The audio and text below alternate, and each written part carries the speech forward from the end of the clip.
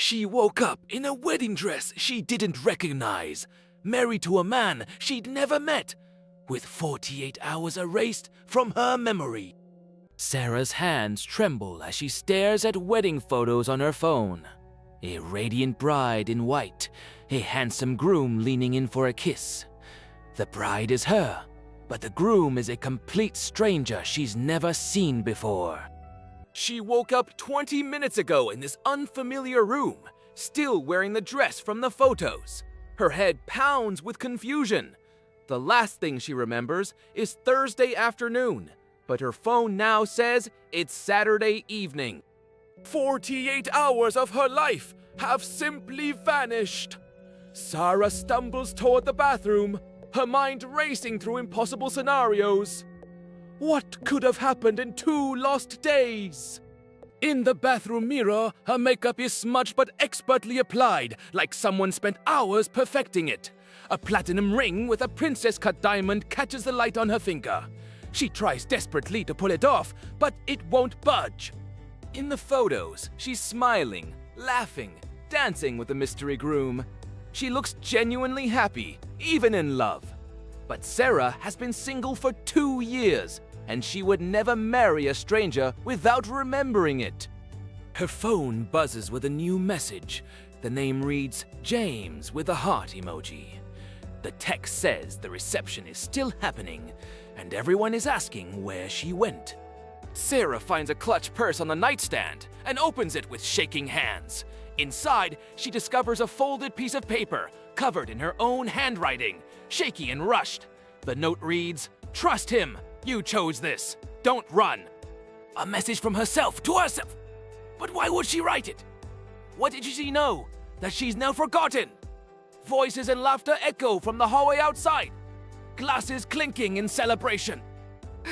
Sarah cracks the door open and sees a woman in a dusty rose bridesmaid dress walking past.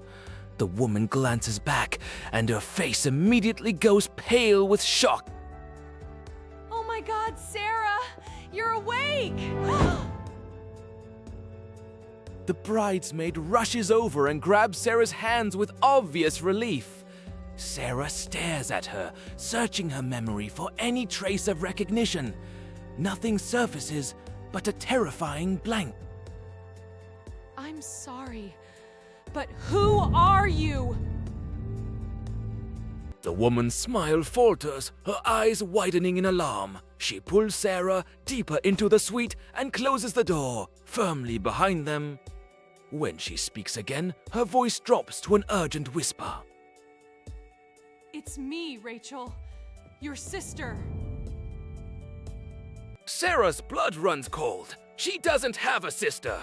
She's been an only child her entire life. Yet this stranger knows her name and speaks with absolute conviction.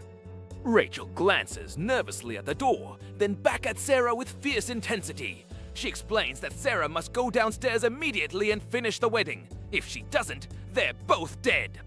Rachel's words tumble out in a rush. 2 days ago, Sarah witnessed a murder. The killer saw her face. James offered witness protection, but the only way to disappear fast enough was to become someone else entirely. A new identity, a new life. His wife, Sarah, married James at the courthouse yesterday morning. This ceremony is just for show, for the people watching. If anyone suspects the marriage isn't real, the killer's network will find her. The room tilts beneath Sarah's feet. She grips the dresser to steady herself, her mind reeling. Nothing makes sense, yet the note in her own handwriting echoes in her thoughts.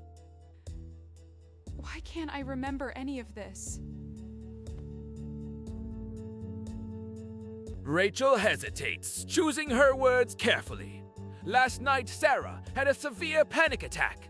The trauma and fear overwhelmed her completely. The doctor said her mind shut down as protection, and the memory loss might be temporary. Sarah looks down at the ring again, seeing it differently now. It suddenly feels less like jewelry and more like a lifeline, the only thread connecting her to a choice she can't recall making. A firm knock sounds at the door. A man's voice, warm and steady, calls Sarah's name. He says it's him and asks if he can come in. That's James. He's been worried sick. The door opens slowly. The groom from the photos steps inside, still wearing his charcoal suit. When his eyes meet Sarah's, something flickers there that catches her breath. Recognition, relief, and something deeper flash across his face. Something that looks undeniably real. He stops a respectful distance away, hands open at his sides, waiting for her to set the pace. I know you don't remember me. He takes one careful step closer, his voice soft with promise. He tells her that even though she doesn't remember him, he remembers her. And he swears he will keep her safe, no matter what happens next. Sarah looks between Rachel and James, then down at the ring that refuses to come off. She thinks about her old life, quiet and small and predictable, safe, and she thinks about the woman she must have been 2 days ago. That version of herself made an impossible choice when fear gave way to trust. Sarah reaches out and takes James's hand, feeling the warmth and steadiness of his grip. Her voice is stronger than she expected. Tell me everything. Then let's finish our wedding. Because sometimes the only way to find yourself is to become someone completely new. And as Sarah walks toward the door with James beside her, she realizes that maybe, just maybe, she already chose the person she wanted to be. Sometimes, the life you can't remember is the one worth fighting for. If this story kept you guessing, hit that like button and subscribe for more mysteries that'll keep you up at night. What would you do if you woke up married to a stranger?